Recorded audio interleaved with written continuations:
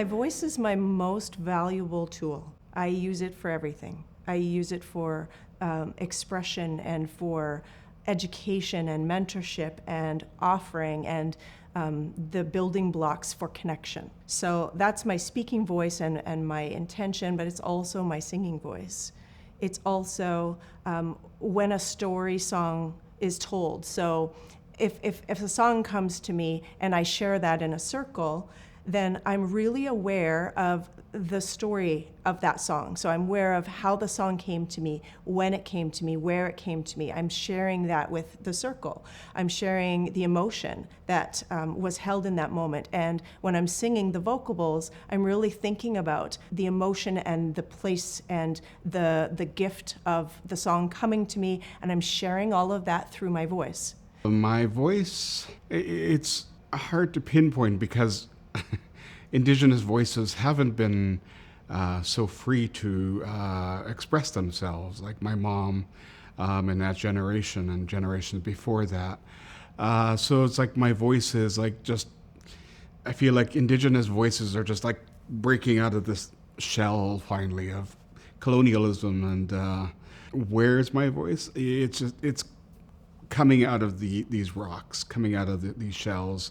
Yeah, so that's why, I want to share it, because for so long we weren't allowed to share our voice. I'm singing for people who don't feel like they can sing. Our voices are so tied to our identities, how we speak, how we choose to share what's in our minds, our bodies. I think that a lot of people are afraid to use their voices because of, many reasons. There's so many social reasons, right? We're afraid to share ourselves, right? And the voice is that most intimate of pieces, right? It's so tied to our identities. My voice, I feel like, is a representation of a lot of immigrant stories where people come with their individual voices when they are their true, authentic self with the richness of their cultural backgrounds. It brings more beauty to the landscape. So I imagine my voice as being just another one of those lights that's trying to find its space in a vast, diverse landscape. There is no separation between who I think I want to be in the world, how I see myself in the world, how I relate to my community, how I relate to others. Singing is the bridge. Like, the voice has become the crucible for the intermixing, for the relationship building. The voice has become a bridge for connecting me with my ancestral heritage, with my Islamic experiences, and my Western experiences that were so rooted in European Christian tradition. Well, voice is the first instrument we have, and we have it all our lives. So like, we're born singing, and so I think that's the base of a lot of musics all around the world. And even Western music, like choir music is that expression of voice in Western music.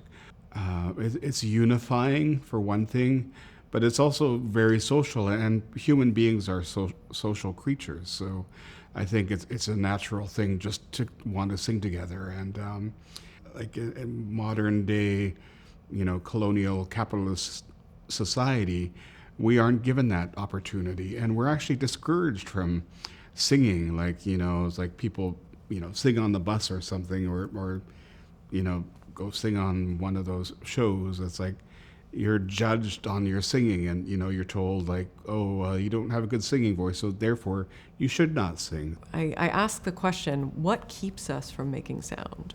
Like, what stops us from being willing to share this most fundamental part of us, right? What makes us want to protect it, that piece of us? What makes us feel like we have to? And there's so many answers to that question.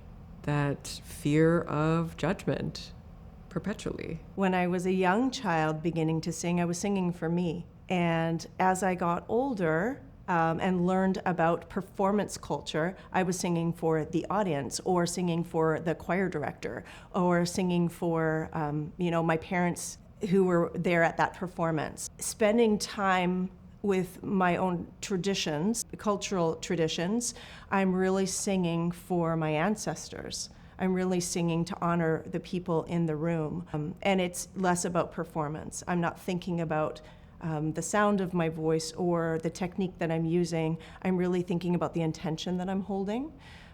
So that has really shifted.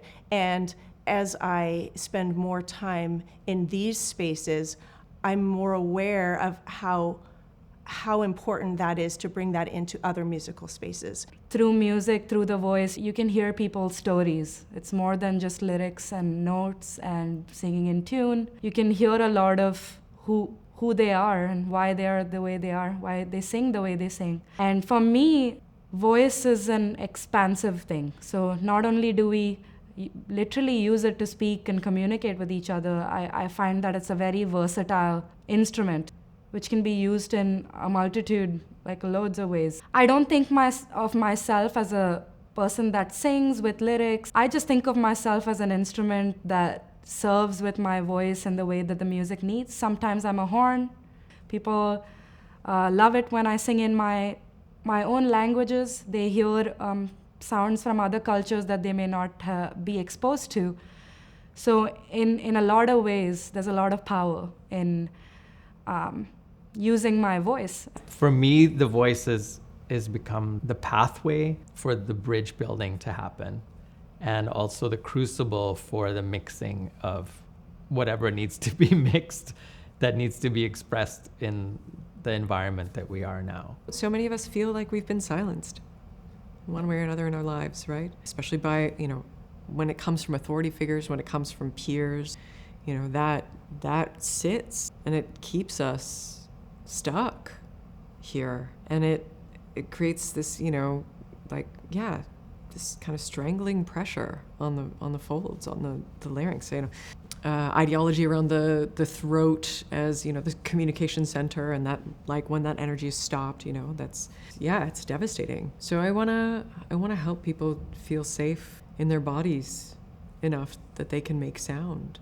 The voice has become a bridge for connecting me with my ancestral heritage, with my Islamic experiences, and my Western experiences that were so rooted in European Christian tradition. My mom would sing all the time, and she was born singing, really. She learned songs off 78 phonographs. She didn't even speak English at that point, but she was singing English songs. She also learned all of these traditional songs, and she taught us. I am the youngest of 11 children, so she taught us these songs, and so we would sing them together.